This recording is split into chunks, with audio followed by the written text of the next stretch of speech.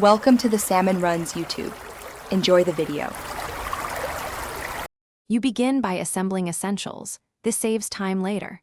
First, verify the target device OS and collect UDID or serials so profiles match. Next, export or request the push certificate and note its password. The MDM server needs it to authenticate. Then pick your configuration file format, XML, PLIST, or JSON, because structure affects keys and nesting. Once done, open your editor and create the root elements. Make sure to include version and identifier fields now, not later. Now you construct the middle of the file where functionality lives. You add a payload identifier, version number, and a human-readable display name so administrators recognize it.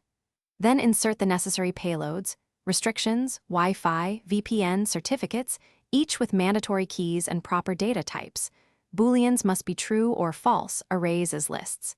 As you edit, validate syntax with a linter or built-in tool. This prevents runtime rejection. Make sure to reference certificates by their base, 64 blobs. Finish by signing and packaging the profile so devices accept it. You code sign or encrypt the file with the MDM push certificate, then export the final package format required by your server.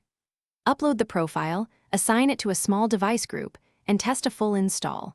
Watch for acceptance prompts and forced enrollment flows. If something fails, inspect server and device logs, validate the schema against the expected template, and reissue or reinstall certificates when signatures are rejected. That usually fixes most issues. Thanks for watching. Consider subscribing if we helped you.